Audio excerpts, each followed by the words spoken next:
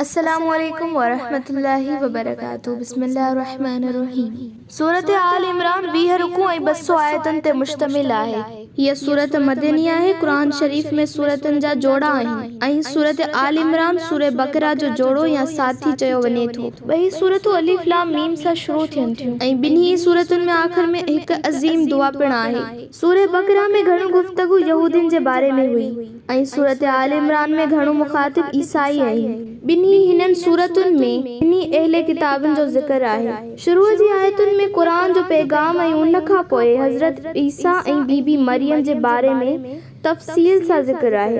हिन सूरत जो ॿियो हिसो 9 हिजरी खां पोइ नाज़िल थियो जॾहिं नजरान नाले हिकु शहर मां जेको यमन जे क़रीब जे ईसाइनि जे अक्सरियत हुई उन्हनि जॾहिं हज़ूर अकरम सल्लल्लाहु अलैहि वसल्लम जे बारे में ॿुधो त हिकु नबी आयो आहे त उन्हनि जे 70 पादरी ऐं सरदार हुज़ूर वटि आया त ॻाल्हि सम्झूं ऐं सम्झायूं हीअ कहिड़े दीन जी ॻाल्हि आहे ऐं असां कहिड़े दीन जी ॻाल्हि था करियूं। केतिरा ई ॾींहं मदीने में रहिया ॻाल्हि सम्झी विया ऐं बहस मुबाहिसे खां पोइ बि ख़ामोश बि थी विया पर इस्लाम क़बूल न कयूं।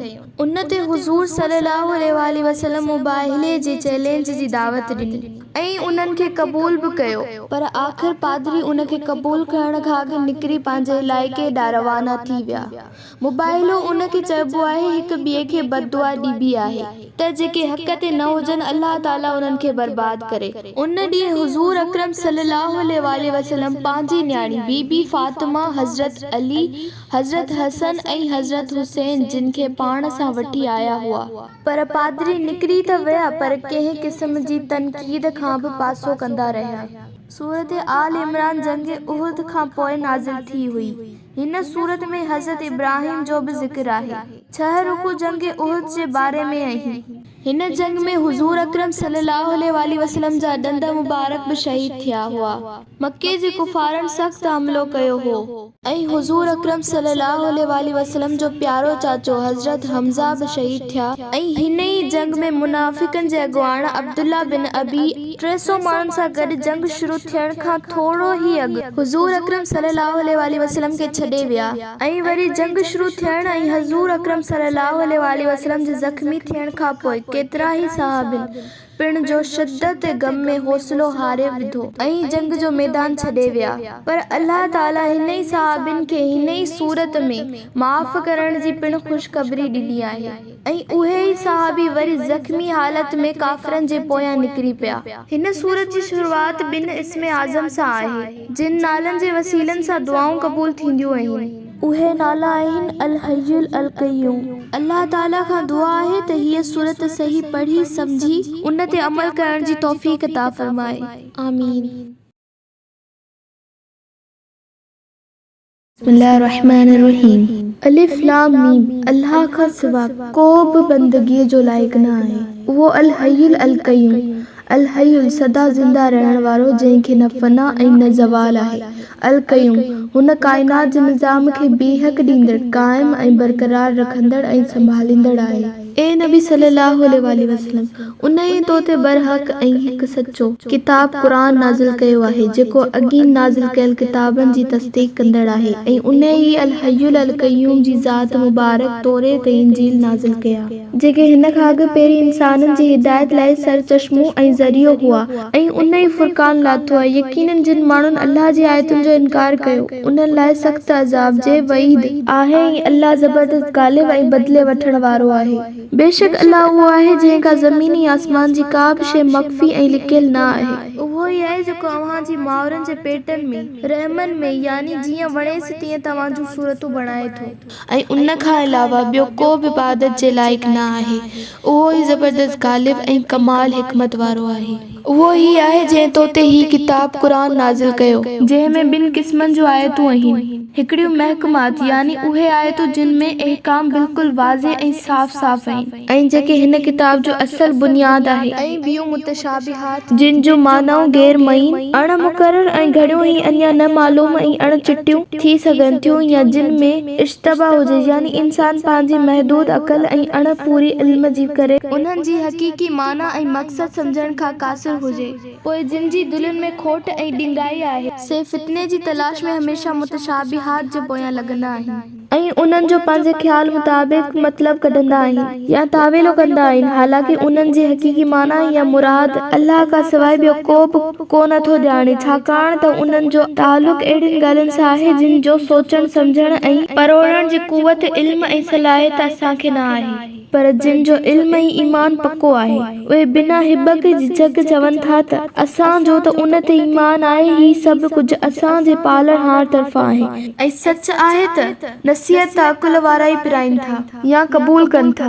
ऐं अहिड़ा शख़्स अल्लाह खां दुआ घुरंदा रहंदा आहिनि त ए असांजा पालणहार, जॾहिं तूं असांखे सिधी राह जी हिदायत करे चुको आहीं त पोइ असांजी दिलुनि खे ॾिंगाईअ ॾांहुं न फिराए ऐं असांखे पंहिंजी तरफ़ खां रहमत अता फरमा। बेशक तूं ई सभु कुझु ॾींदड़, अता कंदड़ ऐं बेहद बख़्शणहार आहीं। ए असांजा रब, बेशक उन में को बि शक न आहे त तूं हिकु ॾींहुं इंसान ज़ात खे पंहिंजे हुज़ूर में जमा करण वारो आहीं। ही तुंहिंजो वाइदो आहे, बेशक अल्लाह हरगिज़ वाइदे ख़िलाफ़ी नथो करे। बेशक जिन कुफ्र जी राह अख्तियार कई उन्हनि खे यादि रखणु घुर्जे त संदन माल ऐं संदन औलाद जंहिं ते खेनि नाज़ आहे सो अल्लाह जी पकड़ खां हरगिज़ खेनि बचाए न सघंदो। उहे ई जहन्नम जी बाहि जो ॿारण आहिनि। उन्हनि जी पछाड़ी बि अहिड़ी ई थींदी जहिड़ी फिरौन जे साथी ऐं उन खां अॻी नाफ़रमाननि जी थी चुकी आहे। हुननि असांजी आयतुनि खे कूड़ो भायो, पोइ अल्लाह खेनि संदन गुनाहनि सबबि पकड़ियो ऐं हिन ॻाल्हि खे न विसारजो त अल्लाह सख़्त सज़ा ॾींदड़ बि आहे। पोइ ए मोहम्मद सल्लल्लाहु अलैहि वसल्लम, जिन तुंहिंजी दावत खे क़बूल करण खां इनकार कयो आहे, उन्हनि खे चओ उहो वक़्तु क़रीब आहे जो अव्हां हिन दुनिया में मग़लूब थी वेंदो ऐं अव्हां आख़िरत में बि दोज़ख ॾांहुं गॾु कया वेंदो ऐं उहा कहिड़ी न बुछड़ी जाइ आहे। बेशक तव्हां लाइ हिननि ॿिनि टोलियुनि में जेके बदर में हिक ॿिए जे साम्हूं थियूं हिकु इबरतनाक निशानी हुई। हिकु टोली जेका नंढड़ी ऐं बग़ैर जंगी साज़ो सामान जी हुई सा अल्लाह जी राह में लड़ी रही हुई ऐं ॿी टोली काफ़िरनि जी हुई जेका अदद में घणी ऐं जंगी साज़ो सामान सां लैस हुई। मोमिन उन्हनि काफ़िरनि खे अखियुनि सां पाण खां बीणो ॾिसी रहिया हुआ, पर पोइ बि काफ़िरनि ज़बरदस्त शिकस्त खाधी ऐं अल्लाह जंहिं लाइ वणेसि तंहिं खे पंहिंजी मदद सां कुवत बख़्शींदो आहे। तहक़ीक़ उन में अखियुनि सम्झ वारनि लाइ ज़रूर वॾी इबरत ऐं सबक़ आहे। इंसाननि लाइ नफ़सानी ख़्वाहिशुनि जी मोहबत मोहींदड़ ऐं पुरकशिश कई वई आहे, जिन में औरतूं, पुट, सोन ऐं चांदी जा ढेर, निशान कयल भला घोड़ा, चौपायो माल ऐं खेतियूं आहिनि। उन्हनि जो प्यार ऐं मोहबत इंसान में पैदा कयो ऐं सींगारियो वियो आहे, पर उहो माल मताओ सभु दुनिया यानी चंद ॾींहं जी हयाती जो सामान आहे। बहितर जॻह या सुठो मोटण जो मार्ग त अल्लाह वटि ई आहे। ए मोहम्मद सल्लल्लाहु अलैहि वसल्लम, तूं माण्हुनि खे चओ त छा मां तव्हांखे हिन समूरी दुनिया जे मताओ खां वधीक चङी शइ ॿुधायां? ॿुधो, जेके माण्हू तक़वा इख्तियार कनि था उन्हनि लाइ संदसि रब वटि बाग बाग़ीचा आहिनि जिन हेठियां नहरूं वहनि थियूं ऐं उहे उते हमेशा रहण वारा हूंदा ऐं खेनि पाक ज़ालूं हूंदियूं। ऐं सभ खां वॾी नेमत जो अल्लाह जो रिज़वान यानी रज़ामंदी ऐं खुशनुदी हासिल हूंदी ऐं अल्लाह तबारक खे खूब ॾिसंदड़ आहे। ही मुत्तक़ी उहे आहिनि जेके चवनि था त ए असांजा रब, बेशक असां ईमान आंदो आहे, पोइ असां जूं ख़ताऊं दरगुज़र फरमाए ऐं असांखे दोज़ख जी अज़ाब खां बचाए। ही उहे आहिनि जेके मुसीबत जे वक़्तु सब्र करण वारा आहिनि, कौल ऐं अमल में सच्चा आहिनि, फरमाबरदार ऐं फयाज़ आहिनि, अल्लाह जी राह में ख़र्च करण वारा आहिनि ऐं असर जो यानी रात जो पोयों पहर उथी पंहिंजे पालणहार खां बख़्शिश पिनंदा आहिनि। अल्लाह खुद ही शाहिदी ॾिए थो त बेशक उन खां सवाइ ॿियो को बि महबूद न आहे ऐं मलाइक ऐं अहले इल्म पिण त हू काइनात में अदल ऐं इंसाफ़ सां क़ाइम आहे। हिन खां सवाइ को बि महबूद न आहे ऐं हू ज़बरदस्त गालिब ऐं दानाओ कमाल हिकमत वारो आहे। बेशक अल्लाह वटि यानी अल्लाह जे नज़दीक पसंद वारो दीन फ़क़त इस्लाम आहे। पोइ जिन खे किताब ॾिनो वियो यानी यहूदी ऐं नसारा, जिन वटि इल्म बि अची चुको हो पर महज़ ज़ाती ज़िद जे करे इख़्तिलाफ़ कयूं, त पोइ उन्हनि खे यादि हुअणु घुर्जे त जंहिं बि अल्लाह जी आयतुनि, हुक्मनि ऐं हिदायतुनि जो इनकार कयो ऐं इस्लाम क़बूल न कयो त पोइ बेशक अल्लाह बि जल्दी यानी ॾाढो तेज़ ऐं तिखो हिसाब वठण वारो आहे। पोइ बि जेकॾहिं ए मोहम्मद सल्लल्लाहु अलैहि वसल्लम उहे माण्हू तोसां जहिड़ो कनि था त तूं उन्हनि खे चओ त मूं पंहिंजो चेहरो अल्लाह जे अॻियां झुकायो आहे ऐं उन्हनि बि जिन मुंहिंजी पैरवी कई आहे। ऐं ए मोहम्मद सल्लल्लाहु अलैहि वसल्लम अहले किताब ऐं अहले अरब जे अणपढ़ियल ॿिन्ही खां पुछ त छा तव्हां बि ताबेदार थियो था या न? जेकॾहिं उहे ताबेदार थियनि यानी इस्लाम क़बूल कनि था, पंहिंजे परवरदिगार जे हुक्मनि जे अताअत ऐं पैरवी कनि था, त पोइ उन्हनि सिधी राह लधी हिदायत याफ़्ता थी विया। ऐं जेकॾहिं मुंहुं मोड़ीनि त तुंहिंजे मथां फ़क़ति पैगाम पहुचाइण जी ज़िम्मेवारी आहे ऐं अल्लाह पंहिंजे बाननि खे खूब ॾिसंदड़ आहे।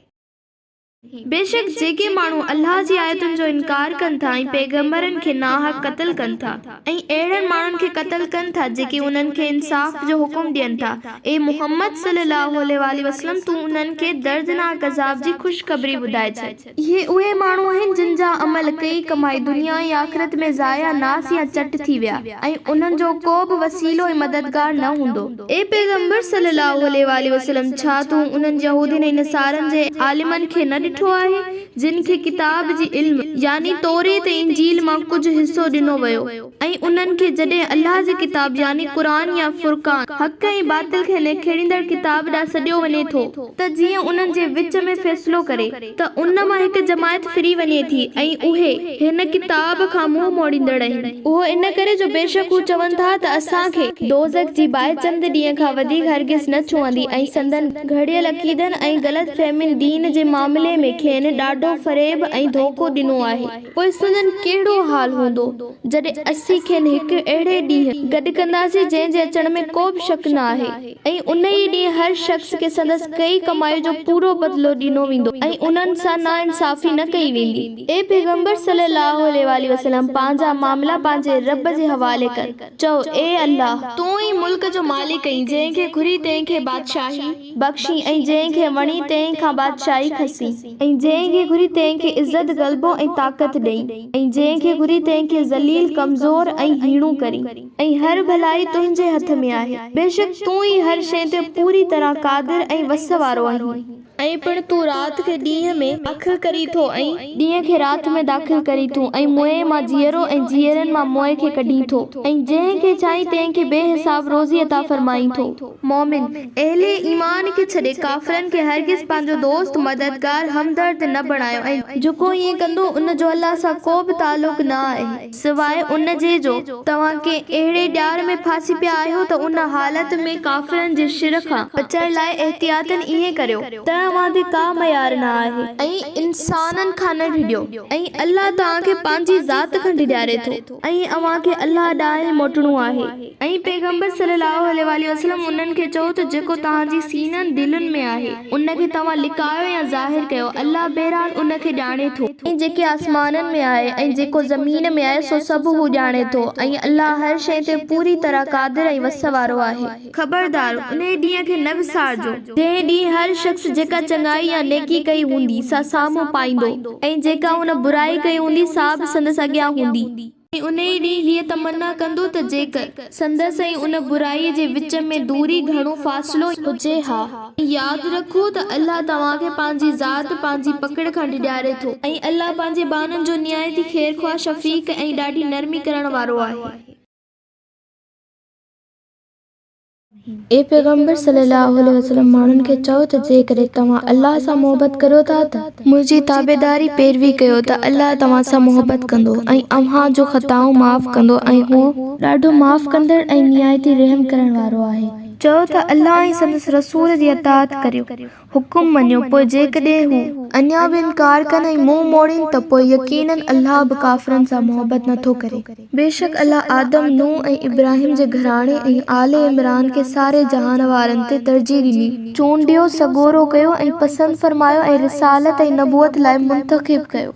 उहे हिक ॿिए जी नस्ल मां हुआ ऐं तहक़ीक़ अल्लाह सभु कुझु ॿुधंदड़ ऐं सभु कुझु ॼाणींदड़ आहे। ऐं उहो वाक़ियो यादि कर जॾहिं इमरान जी घरवारी हीअ दुआ घुरी त, ए मुंहिंजा रब, जेकी मुंहिंजे पेट में आहे उहो मां बिल्कुलु आज़ाद करे सिर्फ़ तुंहिंजी ख़िदमत में नज़र थी कयां, यानी तो लाइ वक़्फ़ थी करियां। पोइ तूं मुंहिंजी तरफ़ खां इनखे क़बूल फरमाए ऐं बेशक तूं ई दुआऊं ॿुधंदड़ सभु कुझु ॼाणींदड़ आहीं। पोइ जॾहिं उनखे ॼाणियाई त चयाईं, ए मुंहिंजा रब, मूंखे त न्याणी ॼाई आहे ऐं अल्लाह चङी तरह ॼातो थिए त जेको हिन ॼणियो हो ऐं पुट धीअ जहिड़ो न आहे ऐं मूं उन जो नालो मरियम रखियो आहे। मां उन मरियम खे ऐं उन जे औलाद खे तड़ियल ऐं मरदूद शैतान जे फितने ऐं शर खां तुंहिंजी पनाह में थी सौंपियां। पोइ संदसि रब उन न्याणी खे ख़ुशी सां क़बूल फरमायो ऐं खेसि सुठी ऐं सुहिणी परवरिश सां पालियाई ऐं ज़करिया अलैहिस्सलाम खे उन जो संभालींदड़ बणाई। ऐं जॾहिं बि ज़करिया अलैहिस्सलाम उन जे यानी बीबी मरियम जी इबादत करण वारे हुजरे या मेहराब में ईंदो हो त वटसि कुझु न कुझु खाइण पीअण जो सामान, अण मुदायता मेवा वग़ैरह ॾिसंदो हो। नेठि हिकु भेरो खयांसि पुछाई, ए मरियम, ही रिज़्क़ तो वटि किथां आयो आहे? मरियम जवाब ॾिनो, इहो अल्लाह जी तरफ़ां खां आहे। बेशक अल्लाह जंहिंखे वणेसि तंहिंखे बेहिसाब रिज़्क़ अता फरमाए थो। उहो ॿुधी ऐं ॾिसी उते ज़करिया अलैहिस्सलाम पंहिंजे रब खे पुकारियो ऐं दुआ घुरियईं त, ए मुंहिंजा रब, मूंखे पाण वटां नेक औलाद अता फरमाए। बेशक तूं ई दुआ ॿुधंदड़ आहीं। पोइ जॾहिं हुन हुजरे में निमाज़ बीठे पढ़ी त मलाइकनि खेसि आवाज़ ॾिनो त, बेशक अल्लाह तोखे यहया अलैहिस्सलाम जी ख़ुशख़बरी बशारत ॾे थो, जेको अल्लाह जी हिकु फरमान यानी हज़रत ईसा जी नबूअत जी तस्दीक कंदड़ ऐं सरदार, दुनिया जी लज़्ज़तुनि ऐं नफ़सानी ख़्वाहिशुनि खां परे रहंदड़, पाक दामन ऐं साले बाननि मां हिकु नबी हूंदो। ही ॿुधी ज़करिया अलैहिस्सलाम चयो त, ए मुंहिंजा रब, भला मूंखे पुटु कीअं थींदो जॾहिं त मां पीरसन पुराणो थी चुको आहियां ऐं मुंहिंजी ज़ाल सिंढ आहे। मलाइकनि चयो, बेशक ईअं ई थियणो आहे। अल्लाह ताला जेके चाहींदो आहे सो कंदो आहे। ज़करिया अलैहिस्सलाम चयो त, ए मुंहिंजा रब, पोइ मूं लाइ का निशानी मुक़रर फरमाए। अल्लाह फरमायो, तुंहिंजे लाइ निशानी उहा आहे त पोइ तूं लॻातार 3 ॾींहं माण्हुनि सां सवाइ इशारनि जे ॻाल्हाए न सघंदे। तंहिं करे ए ज़करिया अलैहिस्सलाम, हाणे तो पंहिंजे रब खे ख़ूब यादि कर ऐं सांझे ऐं सुबुह संदसि तस्बीह कंदो रह। ऐं यादि कर जॾहिं फ़रिश्तनि मरियम खे चयो त, ए मरियम, बेशक अल्लाह तोखे चूंडियो आहे ऐं यहूदियुनि जी तोहमतुनि खां पाक कयो आहे ऐं सॼे जहान जी औरतुनि ते तोखे मानाइतो कयो आहे, चूंडियो आहे, सगोरो कयो आहे ऐं तरजीह ॾिनी आहे। तंहिं करे ए मरियम, पंहिंजे रब जी फरमाबरदार थी वञ ऐं सजदो कंदी कर ऐं रुकू करण वारनि सां गॾु रुकू कर। ए मुहम्मद सल्लल्लाहु अलैहि वसल्लम, ही गैब जूं ख़बरूं आहिनि जेके असां तो ॾांहुं वहीअ जे ज़रिए मोकिलियूं था। न त तोखे ख़बर आहे त तूं उन वक़्तु उन वटि मौजूद न हुई जॾहिं हुननि हेकल जे खादमनि कलम थे उछलाया, यानी पुखा या कूड़ा थे विधा त मरियम खे केरु संभाले, ऐं न कि तूं उन वक़्तु उन वटि हुएं जॾहिं हू पाण में इख़्तिलाफ़ या झेड़ो करे रहिया हुआ। जॾहिं मलाइकनि मरियम खे चयो त, ए मरियम, बेशक अल्लाह तोखे पंहिंजे हिकु हुकुम या फरमान ज़रिए पुट जी ख़ुशख़बरी ॾे थो ऐं उन जो नालो मसीह ईसा पुट मरियम हूंदो, जेको दुनिया ऐं आख़िरत में वॾे मर्तबे वारो ऐं अल्लाह जे प्यारनि ऐं मान वारनि वेझनि बाननि मां हूंदो, ऐं जेको माउ जे हंज या पींघे या तंजण में ॻाल्हाईंदो ऐं वॾी उमिरि में बि ऐं सालीअ बाननि मां हूंदो। तंहिं ते मरियम यकदम चयो, ए मुंहिंजा रब, मूंखे कीअं पुटु थींदो जॾहिं त मूंखे कंहिं बनी बशर हथ न लाथो आहे, यानी मां त पाक दामन आहियां। मलाइकनि चयसि त, ईअं ई थींदो। अल्लाह जेका शइ जीअं चाहींदो तीअं ख़लकींदो आहे। जॾहिं पाण कंहिं कम जो इरादो कंदो आहे त सिर्फ़ चवंदो आहे थी पव त उहो थी पवंदो आहे। ऐं ए मरियम, अल्लाह हुन खे किताब ऐं हिकमत ऐं तौरेत ऐं इंजील जो इल्म सेखारींदो ऐं बनी इसराईलनि ॾांहुं हिकु रसूल करे मोकिलींदो ऐं उहो चवंदो त बेशक आऊं तव्हांजे रब तरफ़ां तव्हां ॾांहुं निशानी खणी आयो आहियां ऐं बेशक तव्हांजे साम्हूं मिटीअ मां पखीअ जहिड़ी शक्ल या सूरत ठाहे उन में फूक ॾींदुसि त हू अल्लाह जे हुकुम सां पखी थी पवंदो, ऐं मां अल्लाह जे हुकुम सां मादर ज़ात यानी ॼाए ॼम खां अंधे ऐं कोढ़ वारे माण्हूअ खे चङो भलो करियां थो, ऐं पिण अल्लाह जे हुकुम सां मुअलनि खे ज़िंदा करियां थो। ऐं मां तव्हांखे उहो बि ॿुधायां थो तव्हां घरनि में छा था खाओ ऐं छा था ज़ख़ीरो कयो। बेशक उन में तव्हां लाइ तमामु वॾी निशानी आहे जेकॾहिं तव्हां अल्लाह ते ईमान रखंदड़ आहियो। ऐं मां पाण खां अॻु में आयल तौरेत जी तस्दीक करण वारो आहियां ऐं उन लाइ आयो आहियां त तव्हां लाइ किन शयुनि खे हलाल कयां जेके तव्हां ते हराम कयूं वयूं हुयूं, ऐं मां तव्हां ॾांहुं तव्हांजे रब तरफ़ां पंहिंजी नबूअत ऐं रिसालत जी निशानी खणी आयो आहियां। पोइ तव्हां अल्लाह खां टिॾियो, अल्लाह जी नाफ़रमानी खां बचो ऐं मुंहिंजी अताअत करियो। बेशक अल्लाह मुंहिंजो बि रब आहे ऐं तव्हांजो बि रब आहे, तंहिं करे संदसि ई इबादत करियो ऐं उहो ई सिधो रस्तो आहे जंहिं जी तालीम सभु पैगंबर ॾींदा आया आहिनि। पोइ जॾहिं ईसा महसूस कयो त बनी इसराइल संदसि दावत इस्लाम जे ख़िलाफ़ आहिनि ऐं मुनकर थी बीठा आहिनि ऐं खेसि क़त्ल करण जा मनसूबा ठाहिण लॻा आहिनि, तॾहिं ईसा चयो त केर आहे अल्लाह जी राह में मुंहिंजा मददगार। ही ॿुधी संदसि चंद सचनि साथियुनि यानी हवारनि चयो, असां अल्लाह जे दीन जा मददगार आहियूं, असां अल्लाह ते ईमान आंदो आहे ऐं तूं शाहिद रहिजां त असां वाकई मुसलमान फर्माबरदार आहियूं ऐं हक़ जे अॻियां सर झुकाए चुका आहियूं। ऐं हवारनि अल्लाह खे अर्ज़ कयो, ए असांजा रब, जेको फरमान तूं नाज़िल कयो आहे असां उनखे दिलि सां मञियो ऐं रसूल जी पैरवी क़बूल कई। पोइ ए असांजा रब, असांखे हक़ जी शाहिदी ॾियण वारनि शाहिदनि सां लिख। ऐं यहूदीन हज़रत ईसा अलैहिस्सलाम जे क़त्ल थियण जी रिथ रथी ऐं अल्लाह बि उन्हनि लाइ हिकु रिथ रथी ऐं हज़रत ईसा अलैहिस्सलाम जी हिफ़ाज़त जा ज़रिया पैदा कया ऐं अल्लाह सभ खां बहितरीन तदबीर ऐं रिथ रथण वारो आहे।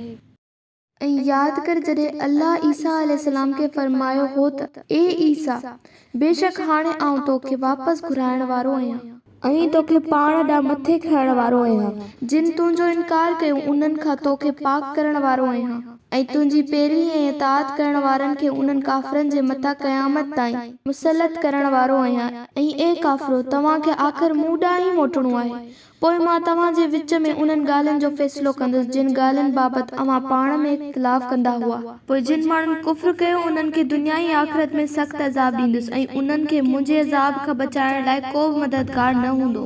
ऐं जिन ईमान आंदो ऐं चङा कम कया त अल्लाह उन्हनि खे संदसि पूरो पूरो अजूरो ॾींदो। ऐं इहो चङी तरह सम्झी छॾियो त अल्लाह ज़ालिमनि, नाक़दरनि ऐं बेइंसाफ़नि खे पसंदि नथो करे। ए पैगंबर सल्लल्लाहु अलैहि वसल्लम, ही आयतूं ऐं हिकमत भरियूं नसीहतूं आहिनि जेके असीं तोखे पढ़ी ॿुधायूं था। बेशक अल्लाह वटि ईसा अलैहिस्सलाम जे पैदा थियण जो मिसाल आदम जी ख़ल्क़त वांगुरु आहे, जो उनखे मिटीअ मां बणाई, पोइ उनखे चयाईं थी पओ ऐं हू थी पियो। ऐं ए मुहम्मद सल्लल्लाहु अलैहि वसल्लम, इहा आहे असल हक़ीक़त तुंहिंजे रब तरफ़ां यानी हज़रत ईसा अलैहिस्सलाम जो बिना पीउ पैदा थियण, तंहिं करे तूं शक कंदड़ मां न थी जा। पोइ जेकॾहिं अञा बि तोसां उहे नजरान जे वफ़्त वारा ईसाई जहिड़ो या हुजत या ज़िद कनि, उन खां पोइ बि जो तो वटि सही इल्मु पहुची चुको आहे, त पोइ खेनि चओ त मूं वटि ईसा अलैहिस्सलाम जे इंसान हुजण जो पको सबूत आहे, हो अल्लाह जो पुटु न आहे। जे अव्हीं नथा मञो त अचो हिकु फ़ैसिलो करियो, ऐं उहो इहो आहे त असीं सॼो पंहिंजे पुटनि खे ऐं तव्हांजे पुटनि खे ऐं असांजी औरतुनि खे ऐं तव्हांजी औरतुनि खे ऐं असां पाण बि ऐं तव्हां बि हाज़िर थियो, पोइ आजिज़ी सां दुआ घुरियो ऐं कूड़नि ते अल्लाह जी लानत विझो। ए मुहम्मद सल्लल्लाहु अलैहि वसल्लम, बेशक इहे किस्सा या वाक़ियात जेके मरियम ऐं ईसा अलैहिस्सलाम जे मुतालिक़ आहिनि से वाक़ई सचा आहिनि ऐं हीअ बि हक़ीक़त आहे त अल्लाह खां सवाइ ॿियो को बि इबादत जे लाइक़ न आहे ऐं बेशक अल्लाह ई ज़बरदस्त ग़ालिब ऐं कमाल हिकमत वारो आहे। पोइ जेकॾहिं अञा बि न मञीन ऐं तौहीद इलाही तस्लीम न कनि ऐं फिरी वञनि त बेशक अल्लाह अहिड़नि फसादनि खे चङी तरह ॼाणींदड़ आहे। ऐं ए मुहम्मद सल्लल्लाहु अलैहि वसल्लम, तूं यहूदीन ऐं ईसाईन खे चओ त ए अहले किताब, अचो त पाण में हिकु अहिड़ी ॻाल्हि ते मुत्तफ़िक़ थियूं जेका असां ऐं अव्हां जे विच में हिकु जहिड़ी आहे, यानी अव्हां जे किताबनि में ऐं असां वटि बि साॻी आहे। ऐं उहा इहा आहे त असीं अल्लाह खां सवाइ ॿिए कंहिं जी इबादत न करियूं ऐं अल्लाह सां कंहिंखे शरीक न कयूं ऐं असां मां अल्लाह खां सवाइ केरु कंहिंखे रब न बणाए, छाकाणि त यहूदियुनि जे आलिमनि पाण खे रब वांगुरु हलाल खे हराम करण ऐं पिणु ॿिया केतिरा ई क़ाइदा कानून बदिलाइण जो मुस्तहिक़ करार ॾिनो हो। पोइ जेकॾहिं मुशरिक एतिरे सम्झाइण खां पोइ बि फिरी वञनि ऐं पुठीरा थियनि त तव्हां खेनि चओ त ए मुशरिको, गवाह रहिजो त बेशक असां मुसलमान यानी फर्माबरदार आहियूं ऐं पंहिंजे हिक रब जे अॻियां ई सरनवायो अथऊं। ऐं ए मुहम्मद सल्लल्लाहु अलैहि वसल्लम, उन्हनि यहूदीन ऐं नसारनि खे चओ त ए अहले किताब, अव्हां इब्राहिम जी यहूदी ऐं नसरानी हुअण बाबति छो था झगड़ो कयो, हालांकि तौरेत ऐं इंजील त इब्राहिम खां पोइ नाज़िल थिया आहिनि ऐं इब्राहिम त मुसलमान हो ऐं संदसि दीन इस्लाम हो, पोइ छा तव्हांखे एतिरो बि अकुल या सम्झ न आहे? यहूदी ऐं नसरानियो, हा तव्हां उहे आहियो जिन उन्हनि ॻाल्हियुनि बाबति बहस कयो जिन जो अव्हांखे कुझु इल्म हो, पर उन्हनि ॻाल्हियुनि ते छो था अजायो बहस ऐं झगड़ो कयो जंहिंजो अव्हांखे इल्म ई न आहे? अल्लाह ई दीन इब्राहिम खे चङी तरह ॼाणे थो ऐं तव्हां नथा ॼाणो। तहक़ीक़ इब्राहिम न यहूदी हो ऐं न नसरानी हो, बल्कि हू हिकु फर्माबरदार सिधो ऐं हिकु तरफ़ो मुसलमान हो ऐं मुशरिकनि मां न हो जीअं अव्हीं आहियो। बेशक इब्राहिम अलैहिस्सलाम सां निस्बत या कुर्बत रखण जो सभ खां ज़्यादा हक़ जेकॾहिं कंहिंखे पहुचे थो त उन्हनि माण्हुनि खे पहुचे थो जिन संदसि ताबेदारी ऐं पैरवी कई ऐं हुन वक़्त ई नबी मुहम्मद सल्लल्लाहु अलैहि वसल्लम ऐं जिन ईमान आंदो आहे उन ये निस्बत ऐं रिश्ते जा हक़दार आहिनि। यहूदी ऐं नसरानियो, यादि रखो त अल्लाह सिर्फ़ ईमान आणण वारनि जो ई हामी ऐं मददगार आहे। ऐं ईमान वारो ख़बरदार, अहले किताब में हिकु गिरोह आहे जंहिंजी उहा तमन्ना आहे त कहिड़ी बि तरह अव्हांखे गुमराह कनि, पर सवाइ पंहिंजे ॿिए कंहिंखे गुमराह नथा कनि ऐं उन ॻाल्हि जो खेनि शऊर न आहे। अहले किताब, तव्हां अल्लाह जी आयतुनि ऐं रोशन निशानियुनि जा छो मुनकर थिया आहियो, जेतोणीकि तव्हां ख़ुदि उन्हनि जी सदाकत जी शाहिदी पिया ॾियो। अहले किताब, हक़ खे बातिल सां छो था मिलायो ऐं अव्हां ॼाणे वाणे सच खे छो था लिकायो? ऐं अहले किताब जो हिकु टोलो चवे थो त मोमिननि ते जेके नाज़िल थियो आहे सुबुह जो उन ते ईमान आणियो ऐं शाम जो उन जा मुनकर थियो, यानी पहिरीं दीन में दाख़िल थियो पोइ मुर्तद थी फिरी वञण जी चाल कयो। थी सघे थो त उहे बि यानी केतिरा अबोझ मुसलमान ईअं करण सां उन ई दीन खां फिरी वञनि ऐं असल दीन ॾांहुं मोटी अचनि। अहले किताब पाण में चवनि था त पंहिंजे मज़हब जी ताबेदारी करण वारनि खां सवाइ ॿियनि जी का ॻाल्हि न मञो। नबी सल्लल्लाहु अलैहि वसल्लम उन्हनि खे चओ त बेशक असल हिदायत त उहा आहे जेका अल्लाह जी तरफ़ खां आहे ऐं पाण में हिक ॿिए खे चवनि था त मता मञियो त अव्हां जे दीन जहिड़ो कंहिं ॿिए खे बि दीन ॾिनो वियो आहे, न त उहे मुसलमान अव्हां ते अव्हां जे पालणहार वटि हुज्जत क़ाइम कंदा। ए मोहम्मद सल्लल्लाहु अलैहि वसल्लम खेनि चओ त बेशक भलाई ऐं फज़ल त अल्लाह जे हथ में आहे, जंहिंखे घुरे तंहिंखे अता फरमाए थो ऐं तहक़ीक़ अल्लाह त वॾी वुसअत वारो ऐं सभु कुझु ॼाणींदड़ आहे। अल्लाह ताला पंहिंजी रहमत ऐं बाज सां जंहिंखे घुरे थो ख़ासि करे थो ऐं अल्लाह निहायती वॾे फज़ल वारो आहे। अहले किताब में के अहिड़ा बि ईमानदार आहिनि जिन वटि जेकॾहिं माल जो ढेर अमानत रखनि त उहे समूरो तोखे मोटाए ॾींदा ऐं मंझां के अहिड़ा आहिनि जो जेकॾहिं वटनि हिकु दीनार या अशरफी बि अमानत रखनि त उहा तोखे मोटाए न ॾींदा मगर जेसि ताईं तूं उन्हनि जे सिर ते सवार थी न बीहीं। उहो हुन करे जो हू चवंदा आहिनि त उन्हनि उम्मियुनि अणपढ़ियल अरबनि ऐं गैर यहूदियुनि जे माल खाइण ते असां ते को बि गुनाह ऐं पकड़ न आहे ऐं अहिड़ी तरह उहे ॼाणे वाणे अल्लाह ते कूड़ ॻाल्हाइनि था ऐं तोहमतूं हणनि था। हा, जे पंहिंजे वाइदे पूरे करण में वफ़ादारी कई ऐं तक़वा इख्तियार कई, परहेज़गार थियो ऐं नाफ़रमानी खां बचो त बेशक अल्लाह अहिड़नि मुत्तक़ीन सां मोहबत करे थो। बेशक जेके अल्लाह सां कयल वाइदे ऐं पंहिंजे क़स्मनि खे थोरी क़ीमत या मुल्ह ते विकिणनि था त उन्हनि जो आख़िरत में को बि हिस्सो न आहे। क़यामत जे ॾींहुं अल्लाह उन्हनि सां न ॻाल्हाईंदो ऐं न उन्हनि ॾांहुं निहारींदो ऐं न उन्हनि खे संदसि गुनाह खां पाक कंदो ऐं उन्हनि लाइ दर्दनाक ऐं बेशक उन्हनि अहले किताब जे आलिमनि जी हिकु जमायत आहे जेकी पंहिंजी ज़बान खे मरोड़े किताब तौरेत खे अहिड़ी तरह पढ़नि था त जीअं तव्हां सम्झो उहो किताब तौरेत मां आहे, पर उहो किताब तौरेत मां न आहे।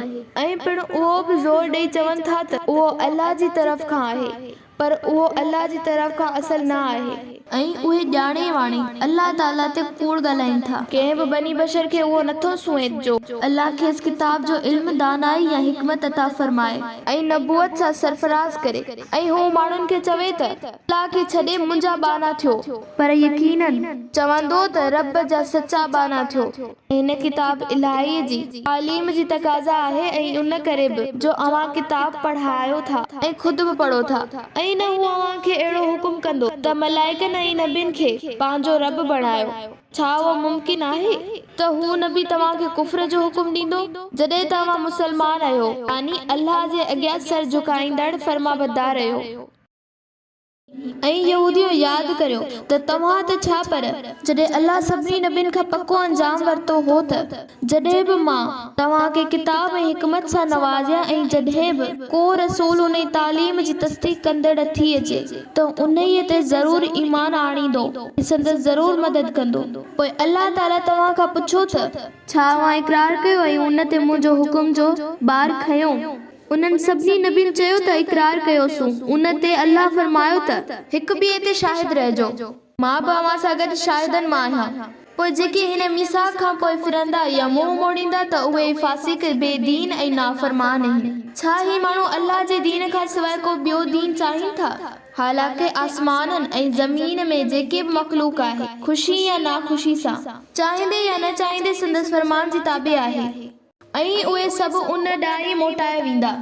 ए पैगंबर सल्लल्लाहु अलैहि वसल्लम अहिड़नि बेदीननि खे चओ त असां त अल्लाह ते ईमान आंदो आहे, उन ते बि जेको असां ते नाज़िल कयो वियो आहे, जेको इब्राहिम, इस्माइल ऐं इसहाक ऐं याकूब ऐं संदसि औलाद ते नाज़िल कयो वियो ऐं जेके मूसा ऐं ईसा अलैहिस्सलाम ऐं ॿियनि नबियुनि खे संदसि पालण हार वटां अता कयो वियो।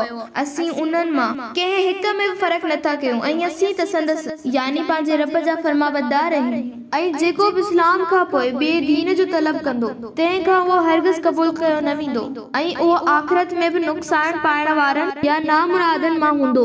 अल्लाह अहिड़ी क़ौम खे कीअं हिदायत कंदो जेके ईमान आणण खां पोइ बि काफ़िर थिया ऐं पहिरियां ई गवाही बि ॾियनि त बेशक ही रसूल बिल्कुलु सचो आहे, उन वटि चिटियूं निशानियूं बि अची चुकियूं आहिनि। बेशक अल्लाह ज़ालिमनि खे कॾहिं बि हिदायत नथो करे ऐं अहिड़नि माण्हुनि जी जज़ा ऐं सज़ा हीअ आहे त बेशक उन्हनि जे मथां अल्लाह, मलाइकनि ऐं मिड़नी माण्हुनि जी लानत आहे ऐं हू हमेशह इन हालत में रहंदा, न उन्हनि जी सज़ा में का कमी कई वेंदी ऐं न उन्हनि खे का मोहलत ॾिनी वेंदी। त जिन उन खां पोइ तौबा कई ऐं पाण सुधारियो ऐं चङा कम कयाऊं त बेशक अल्लाह बेहद बख़्शणहार ऐं निहायत रहम वारो आहे।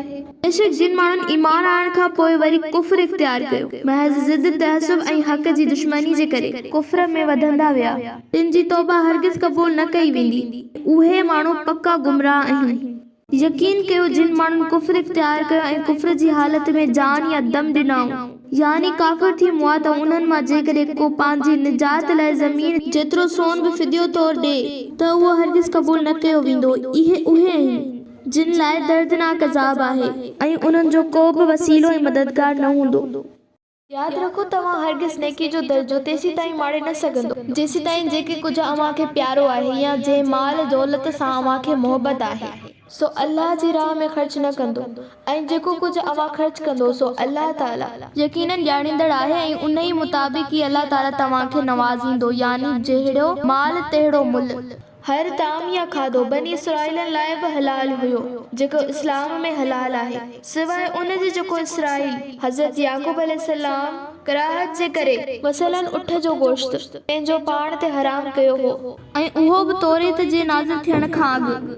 ए पैगंबर सल्लल्लाहु अलैहि वसल्लम उन्हनि यहूदनि खे चओ त जेकॾहिं तव्हीं सचा आहियो त तौरेत खणी अचो ऐं उहो पढ़ो ऐं असांखे ॾेखारियो त उन में किथे लिखियल आहे त जेके शयूं तव्हां चयो था से अल्लाह तव्हां ते हराम कयूं आहिनि। उन खां पोइ बि जेकॾहिं के अल्लाह ते कूड़ मढ़ीनि त उहे ई ज़ालिम आहिनि।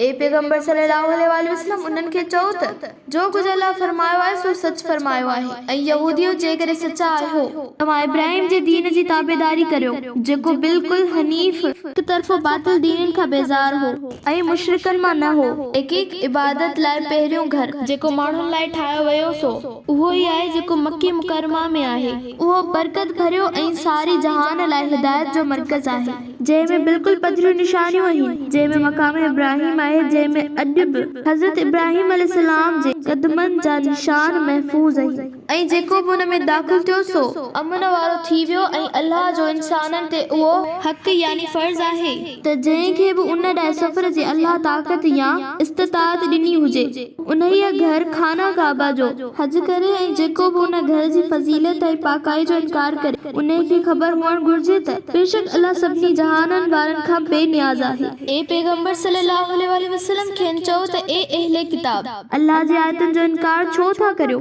ऐं अल्लाह शाहिद आहे, गवाह आहे उन ते जेके कुझु हरकतूं अव्हीं करे रहिया आहियो। ए पैगंबर सल्लल्लाहु अलैहि वसल्लम चओ त ए किताब वारो जंहिं ईमान आंदो आहे उन खे अल्लाह जे रस्ते खां छो रोकींदा आहियो? छा तव्हां उन राह में ढिंगाई ऐं ऐब था ॻोल्हियो? हालांकि तव्हां ख़ुदि गवाह आहियो त हीउ दीन ऐं रसूल बरहक़ आहिनि ऐं जेके कुझु तव्हां करियो था अल्लाह उन खां हरगिज़ गाफ़िल बेख़बर न आहे। ए ईमान वारो ख़बरदार, जेकॾहिं तव्हां अहले किताब मां कंहिं बि फ़िरक़े जी ॻाल्हि मञी त अव्हां खे ईमान आणण खां पोइ वरी मोटाए काफ़िर करे छॾींदा। ऐं तव्हां कीअं कुफ़्र कंदो जॾहिं त अल्लाह जो आयतूं अव्हां खे ॿुधायूं पियूं वञनि, यानी क़ुरान पढ़ियो पियो वञे ऐं अव्हां में संदसि रसूल बि मौजूद आहे। ऐं जेको बि अल्लाह जे दीन खे मज़बूती सां झलींदो त उहो यकीनन सिधी राह ते हलण जी हिदायत हासिल करे चुको आहे। ए ईमान वारो अल्लाह खां ईअं ढिढो जहिड़ो उन खां ढिढण जो हक़ आहे ऐं हिन दुनिया मां ईअं रुख़सत न थीजो मगर मुसलमान थी, यानी तक़वा इख्तियार कयो जीअं तक़वा जो हक़ आहे। ऐं तव्हां ते मौत हरगिज़ नाफ़रमा बददारी जी हालत में न अचे ऐं मरण घणीअ ताईं ईमान ते साबित क़दम रहंदे रहलत कजो। ऐं ॾिसो तव्हां सभई गॾिजी अल्लाह जी रसी दीन या क़ुरान ऐं सुन्नत खे मज़बूती सां पकड़ियो ऐं तफ़रक़े में न पओ, यानी जुदा जुदा टोला या फ़िरका ठाहे न थी वञो। ऐं पाण ते अल्लाह जी नेमत खे यादि करियो जॾहिं तव्हां हिक ॿिए जा दुश्मन हुयो त अव्हां जी दिलनि में उल्फत मोहबत ऐं अंस वधायई जो अव्हां संदसि फज़ल सां फिरी भाई थी पिया। ऐं यादि करियो जॾहिं अव्हीं बिल्कुलु दोज़ख जी खॾ जे किनारे ते हुया त अव्हां खे इस्लाम जी दौलत सां नवाज़े उन खां बचायई।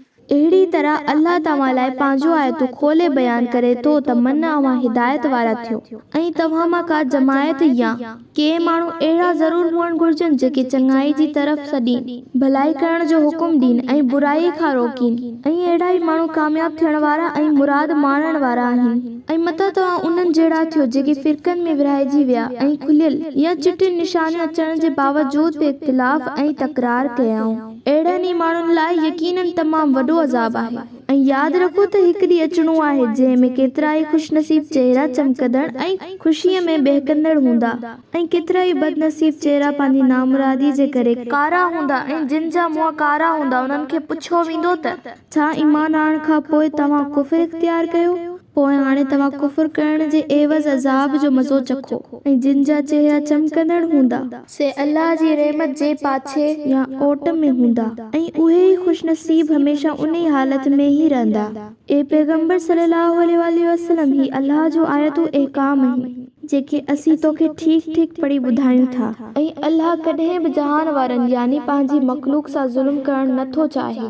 ऐं जेके कुझु आसमाननि में आहे ऐं जेको कुझु ज़मीन में आहे तिन सभिनी जो मालिक अल्लाह ताला आहे ऐं सभु मामला या सभु कम अल्लाह ताला ॾांहुं मोटाया वेंदा।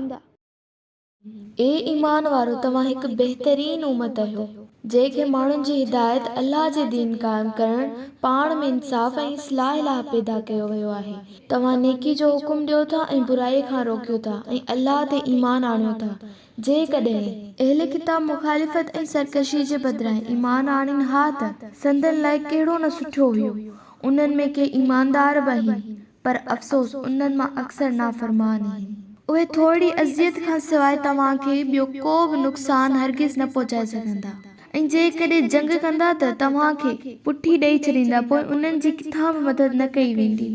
यहूदी जिते बि रहिया उते मथां ज़िलत बेवसी ऐं लाचारी जी मार पई। खेनि किथां अल्लाह जे महाबे किथां इंसाननि जे मथां पनाह मिली आहे त ॿी ॻाल्हि आहे यानी पंहिंजे पेरनि ते बीही ही अमन में रहनि या क़ाइमु कनि उहो नामुमकिन आहे, पर हमेशा ॿियनि जी मदद ऐं महिरबानी जे सहारे ज़िलत में ज़िंदगी गुज़ारे सघंदा। उहे अल्लाह जे गज़ब हेठां अची चुका आहिनि। मोहताजी ऐं बदहाली उन्हनि ते मुसलत कई वई आहे। उहो सभु उन करे जो उहे अल्लाह जी आयतुनि जो कुफ़्र कंदा रहिया ऐं नबियुनि खे नाहक क़त्ल कंदा हुआ।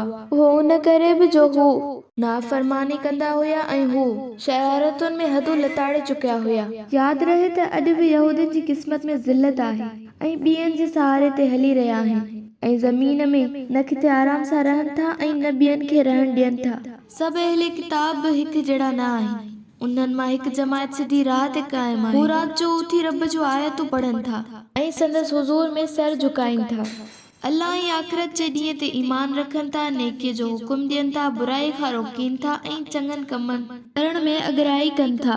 उहे ई सालिह ऐं नेक माण्हुनि मां आहिनि। ऐं उहे जेका बि नेकी कंदा तंहिंजी हरगिज़ बेक़दरी न कई वेंदी ऐं अल्लाह परहेज़गारनि खे चङी तरह ॼाणे थो।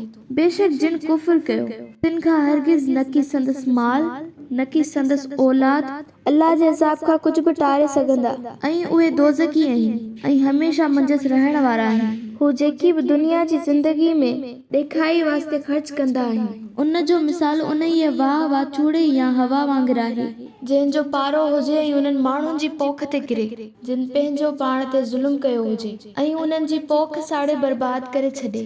अल्लाह त उन्हनि माण्हुनि ते ज़ुल्म न कयो आहे पर हू पंहिंजो पाण ते ज़ुल्म कनि था। ए ईमान वारो पंहिंजनि मुसलमान भाइरनि खां सवाइ ॿिए कंहिं यहूदी ईसाई काफ़िर या मुशरिक खे पंहिंजो राज़दार हाले मुहर्रम दोस्त न बणायो। हू तव्हांखे नुक़सान या तबाही पहुचाइण में कॾहिं बि घटिताई नथा कनि। हू त उहो ई घुरनि था त तव्हां दुख मुसीबत तकलीफ़ में हुजो। ला शक संदन बुग़्ज़ दुश्मनी संदसि वातनि मां यानी ॻाल्हाइण मां ज़ाहिर आहे ऐं जेको साड़ उन्हनि जी सीननि दिलनि में लिकियल आहे सो त अञा बि तमामु वॾो आहे। बेशक असां तव्हां लाइ उन्हनि जे नफ़ाक़ जूं निशानियूं खोले बयान कयूं आहिनि जेकॾहिं तव्हां अकुल खां कमु वठो त उन्हनि सां वास्ते रखण में ख़बरदार रहिजो। ए ईमान वारो अवां उहे आहियो जेके उन्हनि सां मोहबत करियो था पर हू तव्हां सां ज़रे बराबर बि मोहबत नथा कनि। अजीब ॻाल्हि आहे त अवां सभिनी आसमानी किताबनि खे मञियो था यानी सनन तौरेत खे मञियो था त बि हू क़ुरान खे नथा मञनि ऐं जॾहिं हू तव्हांखे मिलनि था त मुनाफ़िकी तौरु चवनि था त असां बि तव्हांजी किताब ऐं रसूल खे मञियो आहे पर जॾहिं अवां खां जुदा थियनि था त गुस्से ऐं कावड़ में पंहिंजो आङुरियूं चॿाड़ीनि था। ए पैगंबर सल्लल्लाहु अलैहि वसल्लम खेनि चयो त न रुगो आङुरियूं कुर्टियो पर पंहिंजी कावड़ में वञी मरो। बेशक अल्लाह दिलनि सीननि जी गुझुनि खे चङी तरह ॼाणींदड़ आहे। ऐं ए ईमान वारो तव्हांखे जॾहिं बि का चङाई रसे थी त उन्हनि खे बुरी लॻे थी ऐं उहा खेनि ॾुखोईंदड़ ऐं तकलीफ़ ॾींदड़ आहे ऐं जॾहिं अव्हां खे का तकलीफ़ पहुचंदी आहे त हू ख़ुशि थींदा आहिनि। ऐं मोमिनो उहो यादि रखो त को बि मकर ऐं फ़रेब तव्हांजो कुझु बि बिगाड़े न सघंदो जेकॾहिं तव्हां सब्र खां कमु वठंदो ऐं तक़वा इख्तियार कंदो यानी अल्लाह जी नाफ़रमानी खां बचंदो त संदसि को बि मकर ऐं फ़रेब अव्हांखे न ॾुखोईंदो ऐं यकीनन जेको कुझु हू कनि था अल्लाह उन खे घेरे रखियो आहे। ऐं ए पैगंबर सल्लल्लाहु अलैहि वसल्लम उहो वक़्तु यादि कर जॾहिं तूं सुबुह जो सवेर पंहिंजे घर खां निकितो हुएं ऐं अहुद जे मैदान में मोमिननि खे जंग लाइ मोर्चनि ते विहारे रहियो हुएं ऐं अल्लाह सभु कुझु ॿुधंदड़ ऐं सभु कुझु ॼाणींदड़ आहे। ऐं यादि कयो जॾहिं अवां मां ॿिनि टोलनि बनी सलमा ऐं बनी हारिस बेहिमत थियण जो इरादो कयो हालांकि अल्लाह संदसि मददगार हो ऐं मोमिननि खे अल्लाह ते ई भरोसो करणु घुर्जे ऐं यकीनन अवां जी जंग बदर में अल्लाह मदद कई हुई ऐं सोभ बि ॾिनी हुई हालांकि उन वक़्तु तव्हां कमज़ोर हुआ तंहिं करे तव्हां अल्लाह खां ढिॼो ऐं न कंहिं ॿिए खां त मन अवां उन जी मां नसीहत पिरायो ऐं शुक्रगुज़ार थियो। ऐं पैगंबर सल्लल्लाहु अलैहि वसल्लम यादि करे जॾहिं मोमिननि खे चई रहियो हुए त छा अव्हां लाइ उहो काफ़ी न आहे त तव्हांजो रब 3000 मलाइक नाज़िल करे ऐं अव्हां जी मदद करे छो न भला शक जेकॾहिं अव्हां साबित कदम रहियो ऐं जेकॾहिं तव्हां सब्र कंदो ऐं तक़वा इख्तियार कंदो यानी अल्लाह जी नाफ़रमानी खां बचंदो ऐं जेकॾहिं अव्हां जे दुश्मन अव्हां ते ओचितो चढ़ाई कई त तव्हांजो रब 3000 न पर 5000 निशान थियल मलाइकनि सां तव्हांजी मदद कंदो ऐं अल्लाह हीअ मलाइकनि वारी मदद रुगो अव्हां जी ख़ुशख़बरी ऐं अव्हां जी दिलनि खे तसली लाइ कई आहे। ऐं यादि रखो त मदद या कामयाबी त सिर्फ़ अल्लाह जी तरफ़ां ई आहे। हुन जो हुकुम हर शइ ते ग़ालिब आहे ऐं हू निहायत ज़बरदस्त ग़ालिब ऐं दानाओ या कमाल हिकमत वारी हस्ती आहे। हीअ फतह जी बशारत उन करे आहे त अल्लाह ताला कुफ्र जी राह ते हलण वारनि जी हिकु बांह या हिकु हिसो कटे छॾे यानी काफ़िरनि जी हिकु टोली खे हलाक करे छॾे खेनि अहिड़ो ज़लील ऐं मग़लूब करे जो हू नामुराद बदनसीब ऐं महरूम पोएं पेरनि वापसि मोटी वञनि। दीन जे दुश्मननि जे मामले में तोखे को इख्तियार न आहे उहो इख्तियार सिर्फ़ अल्लाह खे आहे चाहे उन्हनि खे माफ़ करे या उन्हनि खे अज़ाब ॾिए छो त यकीनन हू ज़ालिम आहिनि। आसमाननि ऐं ज़मीन में जेको कुझु आहे सो सभु अल्लाह जो आहे जंहिंखे घुरे बख़्शे जंहिंखे घुरे अज़ाब ॾिए हुन जे फ़ैसिलनि खे को बि रोकण वारो न आहे ऐं अल्लाह बेहद बख़्शणहार ऐं निहायती महिरबान आहे। ए मोमिनो बिट्टो चोड़ो या कई भेरा वधाए व्याज न खाओ ऐं अल्लाह का डिडियो ऐं संदसि नाफरमानी का बचो त मन अवां कामयाब ऐं सरखुरू थियो ऐं उन बाहि खां बचो जेका काफ़िरनि लाइ तैयार कई वई आहे ऐं अल्लाह ऐं संदसि रसूल जे हुक्मनि जी ताबेदारी कयो त मन अवां ते बाज ऐं रहम कयो वञे ऐं पंहिंजे रब जी बख़्शिश ऐं जन्नत ॾांहुं दौड़ो जंहिंजी वुसअत वेकर आसमाननि ऐं ज़मीन जेतिरी आहे ऐं उहा मुत्तक़ी परहेज़गार ऐं अल्लाह जी नाफरमानी खां बचंदड़ ॿारनि लाइ तैयार कई वई आहे जेके सुख तोड़े दुख में खुशहाली ऐं तंगी जी हालत में अल्लाह जी राह में ख़र्च कनि था ऐं कावड़ या गुस्से खे पी वञनि था ऐं माण्हुनि खे माफ़ कनि था ऐं तहक़ीक़ अल्लाह अहिड़नि मोहसिननि नेकोकारनि सां मोहबत करे थो ऐं उहे जॾहिं को फर्श कम पधरो गुनाह करे विझनि था या पंहिंजो पाण ते ज़ुल्म कनि था त यकदम अल्लाह खे यादि कनि था पंहिंजे ज़मीर खे मलामत कनि था ऐं पंहिंजे कईअ ते शर्मसार थी अल्लाह खां पंहिंजे गुनाहनि जी बख़्शिश घुरनि था ऐं अल्लाह खां सिवा भला ॿियो केरु आहे जो गुनाह बख़्शे ऐं जेके करे विझनि था उन ते ॼाणे वाणे इसरार नथा कनि या अड़जी नथा बीहनि यानी बिना के हिबक ऐं छो छाजे पंहिंजी ग़लती जो एतिराफ़ कनि था अहिड़नि ख़ुशनसीबनि लाइ संदसि रब तरफ़ां अजुर बख़्शिश ऐं जन्नत जा बाग़ आहिनि जिन हेठियां नहरूं वहनि थियूं उहे हमेशा उन में रहंदा ॾिसो नेक कम या अमल करण वारनि लाइ कहिड़ो न चङो बदिलो आहे बेशक तव्हां खां अॻु केतिरा ई दौर थी गुज़रिया आहिनि पोइ ज़मीन में घुमी फिरी ॾिसो जिन क़ौमुनि नबियुनि खे कूड़ो कयो ऐं हक़ ऐं हिदायत जी राह इख्तियार न कई उन्हनि कूड़ो कंदड़नि जी पछाड़ी कहिड़ी थी हीअ क़ुरान इंसाननि लाइ हिकिड़ो बयान ऐलान पधरो पैगाम ऐं वज़ाहत आहे ऐं मुत्तक़िन परहेज़गारनि लाइ हिदायत रहनुमाई ऐं नसीहत आहे ऐं अवां दिलि न लायो ऐं न सुस्त थियो ऐं न हिमत हारियो ऐं न गमगीन थियो तव्हां ई सोभारा ऐं ग़ालिब थींदो जेकॾहिं अवां मोमिन आहियो जेकॾहिं तव्हांखे अहूद में को घाव लॻो आहे या चोट आई आहे त बेशक उन जहिड़ो ज़ख़्म ऐं घाव काफ़िरनि खे बि बदर में लॻो हो इहो त ज़माने जूं लाहियूं चाढ़ियूं आहिनि जिन खे माण्हुनि जे विच में फिराईंदा रहंदा आहिनि ऐं अव्हां ते अहिड़ो वक़्तु उन ई करे आंदो वियो त अल्लाह ॾिसे ज़ाहिर करे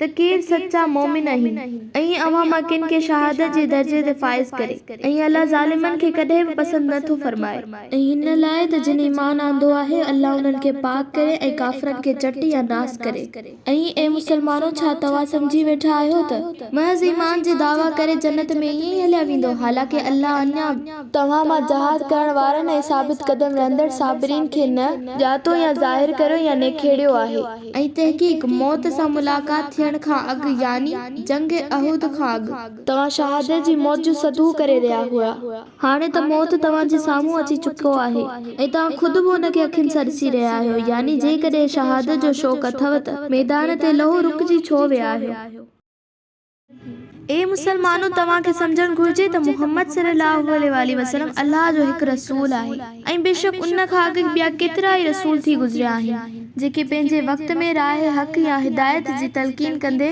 हिन दुनिया में हलिया विया पोइ छा जेकॾहिं हू मुहम्मद सल्लल्लाहु अलैहि वसल्लम क़त्ल कयो वञे त तव्हां माण्हू इस्लाम खां खुड़िन भर फिरी वेंदो यादि रखो त जेको खुड़िन भर फिरंदो सो अल्लाह खे हरगिज़ को बि नुक़सान न पहुचाईंदो ऐं अल्लाह शुक्र कंदड़नि खे जल्दी ई चङो बदिलो ॾींदो ऐं को बि साह वारो अल्लाह जे हुकुम खां सवाइ मरी नथो सघे उहो हिकु लिखियल मुक़रर वक़्तु आहे मौत खां छो था डिॼो ऐं पोइ ते भॼो पोइ जेको शख़्स दुनिया में अजर चाहींदो उनखे दुनिया में ॾींदासूं ऐं जेको आख़िरत में अजर चाहींदो उनखे आख़िरत में सवाब अता कंदासूं ऐं शुक्र करण वारनि खे असां अनक़रीब चङी जज़ा अता कंदासूं ऐं हिन खां अॻु बि केतिरा ई नबी गुज़री चुका आहिनि जिन सां गॾु घणनि ई अल्लाह जे बाननि जंग लड़ी ऐं अल्लाह जी राह में जेके मुसीबतूं मथे न आयूं तिन खां हू न दिलि शिकस्ता थिया न उन्हनि हीणाई या कमज़ोरी ॾेखारी ऐं न हू बातिल जे अॻियां झुकिया ऐं यकीनन अल्लाह अहिड़नि सबर कंदड़नि ऐं साबित कदम रहंदड़नि सां मोहबत करे थो ऐं हुननि अल्लाह जे बाननि जी दुआ रुगो हीअ हुई जो चवंदा रहिया त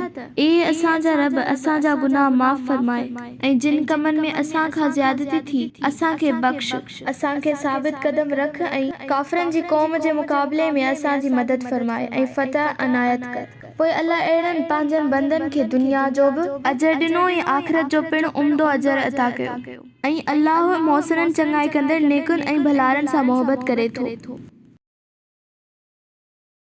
ए ईमान वारो जेकॾहिं तव्हां काफ़िरनि जो चयो मञंदो त अव्हां खे पोएं पेर राह हक़ खां फिराईंदा, पोइ अव्हां वञी टोटे में पवंदो, यानी तव्हां खे मुर्तद करे छॾींदा। बल्कि अव्हां खे सम्झणु घुर्जे त अल्लाह ई अव्हां जो मौला, मालिक, साईं ऐं कारसाज़ आहे ऐं हू सभिनी मदद करण वारनि खां बहितरीन मददगार आहे। जल्दी असां काफ़िरनि जी दिलनि में रोब ऐं दहशत तारी कंदासीं, छाकाणि त हुननि ज़ालिमनि अल्लाह सां शिरक कयो, जंहिं लाइ हिन यानी अल्लाह का बि सनद न लाथी आहे ऐं हुननि जो ठिकानो जहन्नम जी बाहि आहे ऐं अहिड़नि ज़ालिमनि लाइ उहा कहिड़ी न बुछड़ी जाइ आहे। बेशक अल्लाह तव्हां सां जंग अहूद में पंहिंजो वाइदो पूरो कयो, यानी सचो करे ॾेखारियो, निभायो, जॾहिं तव्हां संदसि यानी अल्लाह जे हुकुम सां उन्हनि काफ़िरनि खे कुही रहिया हुयो, एसी ताईं जो तव्हां बेहिम्मत थिया ऐं जेको हुकुम तव्हां खे नबी अकरम सल्लल्लाहु अलैहि वसल्लम ऐं संदसि मुक़रर कयल सरदार अब्दुल्लाह बिन जुबैर रज़ियल्लाहु ताला अन्हु ॾिनो हो त दरा अहूद में मोर्चा असल न छॾिजो, उन में तव्हां इख्तिलाफ़ कयो ऐं नाफ़रमानी कई। उन खां पोइ जो अल्लाह तव्हां खे उहो कुझु ॾेखारियो जंहिं खे तव्हां चाहियो थे, पोइ तव्हां मां किन दुनिया खे चाहियो थे ऐं तव्हां मां कई हुया जिन आख़िरत खे पसंदि कयो थे। पोइ अल्लाह ताला तव्हां खे उन्हनि काफ़िरनि खां फेरायो, यानी तव्हां जा पेरो खेड़े छॾियाईं त जीअं तव्हां खे आज़माए, पर पोइ बि हुन तव्हां जी हिन कोताहीअ खे यकीनन माफ़ करे छॾियो ऐं अल्लाह मोमिननि ते ॾाढो फज़ल करण वारो आहे। ऐं यादि करियो जॾहिं तव्हां पोयां थी विया ऐं कंहिं ॾांहुं मुड़ी ॾिसण जो होश बि तव्हां खे न रहियो ऐं रसूलुल्लाह सल्लल्लाहु अलैहि वसल्लम तव्हां खे पुठियां सॾींदो रहियो। इन करे अल्लाह तव्हां खे तव्हां जी हिन रविश ते गम ऐं रंज उन लाइ ॾिनो त तव्हां हिन वाक़िए मां इबरत हासिल कयो। पोइ जेको अव्हां जे हथनि मां निकिरी वियो ऐं जेके अव्हां खे दुख पहुतो, तंहिं ते गमगीन ऐं मलूल न थियो ऐं जेके कुझु अव्हां कंदा आहियो अल्लाह उन जी चङी तरह ख़बर रखंदड़ आहे। वरी दुख गम परेशानी खां पोइ अल्लाह तव्हां मां हिकु जमायत ते इत्मिनान ऐं सकीनत जी हालत या अमन नाज़िल कयो जो हुननि खे निंड अचण लॻी, मगर ॿिए टोले जंहिं खे पंहिंजी जान जो फिक्र हो से नाहक अल्लाह बाबति क़िस्मनि क़िस्मनि जहालाना गुमान करण लॻा ऐं चवण लॻा त छा असां जे हथ वस में कुझु इख्तियार आहे। पैगंबर सल्लल्लाहु अलैहि वसल्लम खेनि चयो त बेशक सभु इख्तियार अल्लाह जे ई वस आहे ऐं हू जेके कुफ्र ऐं नफाक़ पंहिंजे अंदर में लिकाइनि था सो तो ते ज़ाहिर नथा कनि ऐं चवनि था त जेकॾहिं असां जे वस में हुजे हा त हूंद असां हिते ईअं न क़त्ल यानी मारिया वञूं हा। खेनि चयो जेकॾहिं अवी पंहिंजे घर में बि हुजो हा त जिन ते क़त्ल थियण लिखियल हो से ज़रूर पंहिंजे लेटनि क़त्ल जी जाइ क़त्ल गाहनि ॾांहुं निकिरी अचनि हा ऐं उहो उन ई लाइ हो त जेके तव्हां जी सीननि में लिकियल आहे सो अल्लाह परखे ऐं जेके वसवसो अव्हां जी दिलनि में आहे उन खे बि साफ़ पाक करे ऐं अल्लाह त दिलनि जी बेदन हाल ऐं राज़नि खे खूब ॼाणे थो। बेशक अव्हां मां जेके उन ॾींहुं यानी अहूद जी लड़ाई वारे ॾींहुं पुठीरा थिया जॾहिं ॿ लश्कर हिक ॿिए जे साम्हूं थिया हुया, तिन खे वाकई शैतान सनन किन कमज़ोरनि किन ऐमाल या किन कमनि जी शामत करे थेड़ियो हो ऐं इन करे न त हुननि जे ईमान में को फितूर हुयो। बहरहाल अल्लाह उन्हनि खे माफ़ कयो, यकीनन अल्लाह त बेहद बख़्शणहार ऐं निहायत बुर्दबार आहे। ए मोमिनो अवी उन्हनि काफ़िरनि वांगुरु न थियो जेके संदन मुल्क में सफ़र या लड़ाई कंदड़ भाइरनि बाबति चवनि था त जेकॾहिं असां वटि हुजनि हा त न की मरनि हा न की क़त्ल थियनि हा। अल्लाह संदन उन ई रवैये खे काफ़िरनि जी दिलनि लाइ हसरत या दिल जो दाग बणाए, यानी उन्हनि खे अल्लाह जी राह में जहाद ऐं शहादत जी शान जी कहिड़ी ख़बर। तहक़ीक़ अल्लाह ई जियारण ऐं मारण वारो आहे ऐं जेके कुझु तव्हां करियो था सो सभु अल्लाह ॾिसंदड़ आहे। ऐं यादि रखो त जेकॾहिं अवी अल्लाह जी राह में क़त्ल कया वञो या मरी पओ त यकीनन अल्लाह तरफ़ां बख़्शिश ऐं रहमत जी नेमत आहे, उहा उन ई माल ऐं मताउ खां घणी मथे आहे जेका हू यानी काफ़िर दुनिया में जमा कनि था। ऐं जेकॾहिं अव्हां मरी पओ या क़त्ल कया वञो त बि अव्हां हिकु ॾींहुं अल्लाह जी हुज़ूर में ज़रूर जमा कया वेंदो। पोइ ए पैगंबर सल्लल्लाहु अलैहि वसल्लम उहा अल्लाह जी वॾी रहमत ऐं महिरबानी आहे जो तूं उन्हनि मुसलमाननि लाइ नरम दिल आहीं, पर जेकॾहिं तूं सख़्त मिज़ाज सख़्त दिल हुजी हा त हू तोखां परे थी वञनि हा। तंहिं करे उन्हनि खे माफ़ कर ऐं उन्हनि लाइ बख़्शिश जी दुआ कर ऐं उन्हनि सां कमनि में सलाह मशवरो कर। पोइ जेकॾहिं सलाह मशवरो करण खां पोइ जंहिं कम जो पक्को इरादो करी त पोइ बस अल्लाह ते भरोसो कर। बेशक अल्लाह तवक्कुल ऐं भरोसो कंदड़नि सां मोहबत करे थो। ए मोमिनो यादि रखो त जेकॾहिं अल्लाह तव्हां जी मदद करे त को बि अव्हां ते ग़ालिब नथो थी सघे ऐं जेकॾहिं हू तव्हां खे बेयारो मददगार छॾे ॾिए त केरु आहे जो उन खां पोइ अव्हां जी मदद करे। ऐं मोमिननि खे त सिर्फ़ अल्लाह ते ही भरोसो ऐं तवक्कल करण घुर्जे। ओ के नबी जो वड़ ना आहे जो माले गनीमत में खयानत करे ऐं जेको भी खयानत कंदो ओ क़यामत ॾींहुं उन ही खयानत कयल शइ समेत हाज़िर थींदो ऐं पोइ हर शइ खे संदसि कयल कमाई जो पूरो बदिलो ॾिनो वेंदो ऐं उन्हनि ते ज़ुल्म न कयो वेंदो, यानी कंहिं जो हक़ न मारियो वेंदो।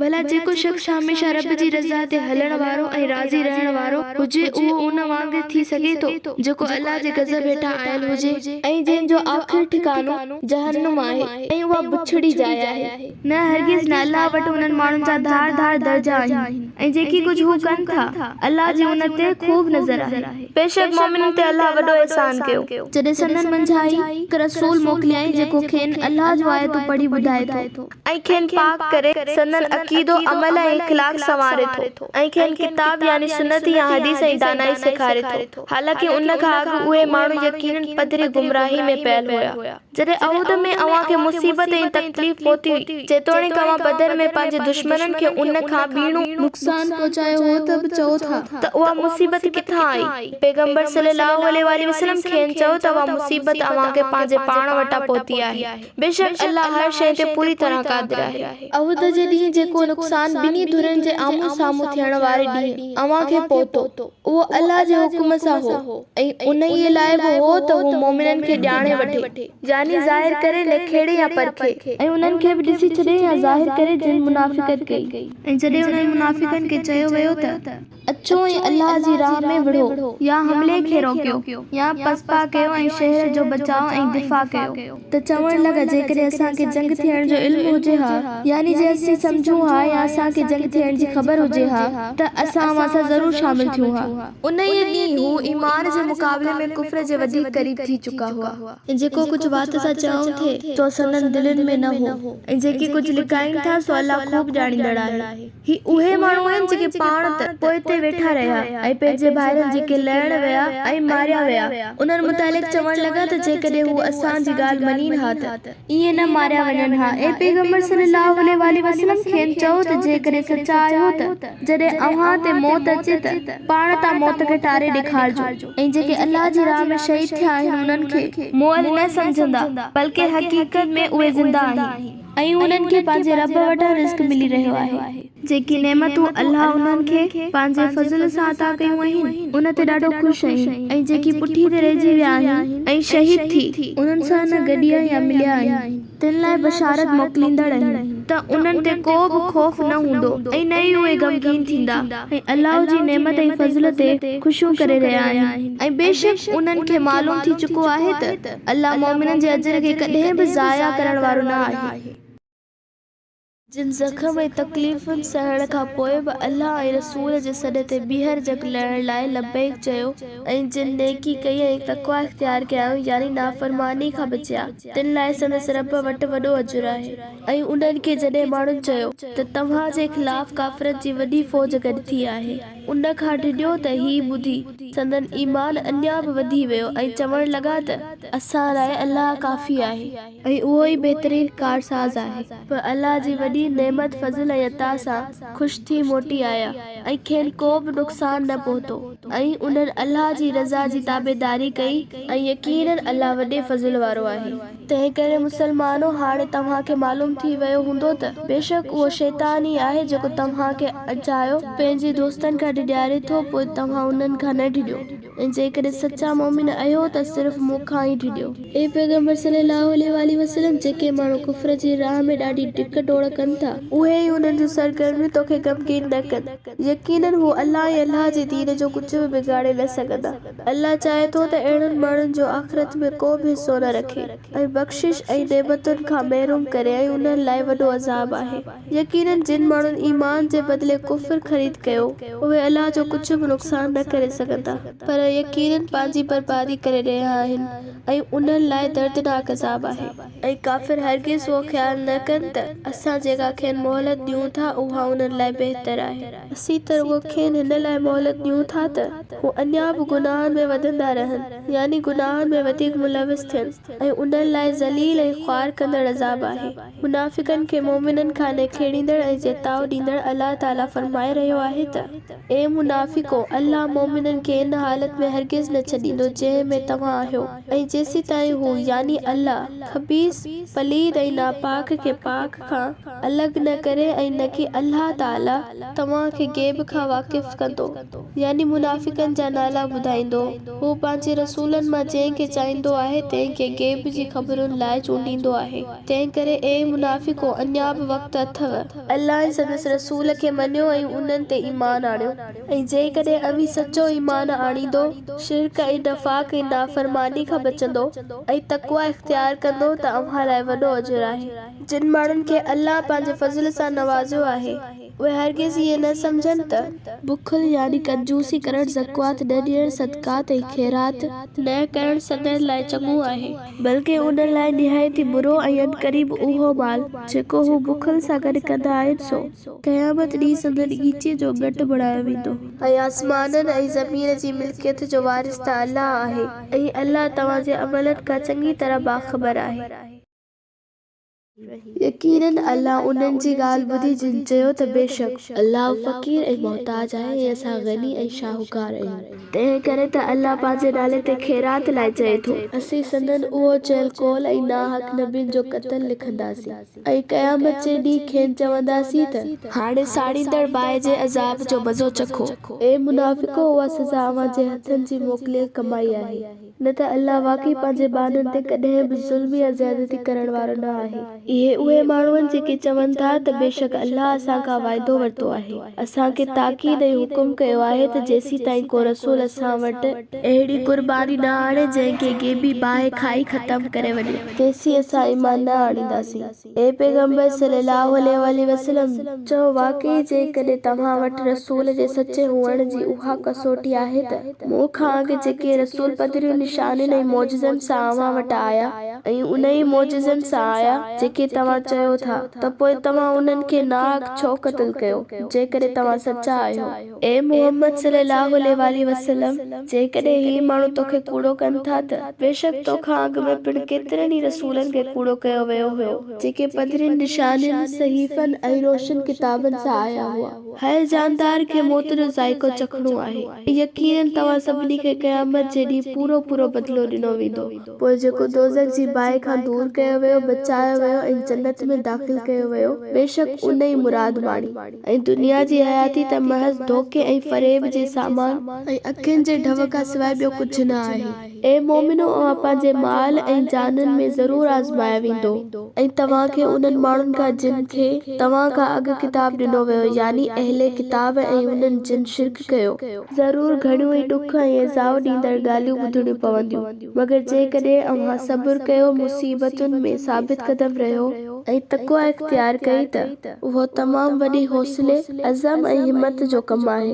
ऐं इहो बि क़ाबिल ज़िक्र आहे जॾहिं अल्लाह उन्हनि खां पको अंजाम वरितो हो जिन खे किताब ॾिनो वियो, त उहो यानी अल्लाह जो किताब माण्हुनि खे खोले खोले ॿुधाईंदा ऐं उन मां कुझु बि न लिकाईंदा, लेकिन उन्हनि उन इक़रार खे पुठियां पुठियां उछलाए छॾियो ऐं उन्हीअ खे थोरे मुल्ह ते विकिणियो। पोइ कहिड़ो न बुछड़ो सौदो आहे जेको हू ख़रीद करे रहिया आहिनि। ए पैगंबर सल्लल्लाहु अलैहि वसल्लम, तूं उन्हनि माण्हुनि जो हरगिज़ ख़्यालु न कर जेके पंहिंजे कयल कमनि ते ख़ुशि थियनि था ऐं जेके कम न कया अथनि उन्हनि लाइ पिण पंहिंजी तारीफ़ पसंदि कनि था। तूं उन्हनि खे हरगिज़ अज़ाब खां बचियल न सम्झिजा, बल्कि उन लाइ दर्दनाक अज़ाब आहे। आसमाननि ऐं ज़मीन जी बादशाही अल्लाह जी ई आहे ऐं अल्लाह हर शइ ते पूरी तरह क़ादिर ऐं वस वारो आहे। बेशक आसमाननि ऐं ज़मीन जी पैदाइश ऐं जोड़ जक में ऐं राति ऐं ॾींहं जे बदिलजण में अकुल वारनि लाइ यकीनन वॾियूं निशानियूं आहिनि जेके अल्लाह खे बीठे वेठे पासनि भर लेटंदे बि यादि कनि था ऐं आसमाननि ऐं ज़मीन जी पैदाइश ते गौर कनि था ऐं उन ई फ़िक्र कंदे बे इख्तियार पुकारीनि था त ए असांजा रब, तूं ई सभु कुझु अजाइब बेमक़सद ऐं अबस न बणायो आहे। तुंहिंजी ज़ात उन खां पाक आहे जो का शइ बेकार ऐं अबस पैदा करे। पोइ ए असांजा रब, असांखे दोज़ख जी बाहि खां बचाए। ए असांजा रब, बेशक जे बदबख्त खे तो बाहि में दाख़िल कयो तंहिंखे यकीनन तो ख्वार ऐं रुसवा कयो ऐं अहिड़नि ज़ालिमनि जो को बि मददगार न आहे। ए असांजा रब बेशक असां हिकु पुकारींदड़ खे ॿुधो जेको ईमान जी तरफ़ सॾे रहियो हो ऐं चई रहियो हो त पंहिंजे रब खे मञो यानी ईमान आणियो सो असां ईमान आंदो। ए असांजा पालणहार असांजा गुनाह माफ़ फरमाए ऐं असांजूं मदायूं मेट ऐं असांजो ख़ात्मो नेक ऐं भलारनि ॿारनि सां कर। ए असांजा पालणहार असांखे उहो अता कर जंहिंजो वाइदो तो असां सां पंहिंजे पैगंबरनि जे ज़रिए कयो आहे ऐं क़यामत जे ॾींहुं असांखे ज़लील ऐं रुसवा न कजां।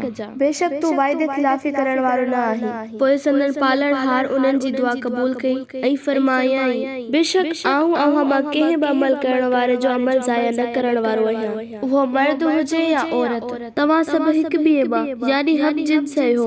पोइ जिन अल्लाह जी ख़ातिर पंहिंजा वतन छॾिया ऐं पंहिंजनि घरनि मां लोधे कढिया विया ऐं मुंहिंजी राह में सताया विया ऐं उहे मुंहिंजी राह में विढ़िया या जहाद कया वियो ऐं मारिया विया, उन्हनि जूं मदायूं ज़रूर मेटींदुसि ऐं उन्हनि खे ज़रूर अहिड़नि बागनि में दाख़िल कंदुसि जिन हेठां नहरियूं वहनि थियूं। उहो बदिलो अल्लाह वटां आहे ऐं अल्लाह वटि बहितरीन बदिलो आहे। ए पैगंबर सल्लल्लाहु अलैहि वसल्लम काफ़िरनि जे शहरनि में हलण चलण से सफ़र करण तोखे धोखे में न विझे। ही फ़क़ति चंद ॾींहं जी ज़िंदगीअ जो थोरो मज़ो लुत्फ़ ऐं बहार आहे। पोइ उन्हनि जो ठिकानो जहन्नम आहे ऐं उहा तमामु बुछड़ी जाइ आहे। पर जेके पंहिंजे रब जी नाफ़रमानी खां बचिया ऐं पंहिंजे रब खां डिॼंदे ज़िंदगी गुज़ारीनि था उन्हनि लाइ अहिड़ा बाग आहिनि जिन हेठां नहरियूं वहनि थियूं ऐं हू उन में सदाई रहण वारा आहिनि। उहा महिमानी अल्लाह जी तरफ़ आहे ऐं अहिड़नि भलारनि लाइ जेको कुझु अल्लाह वटि आहे उहो सभ खां बहितर आहे।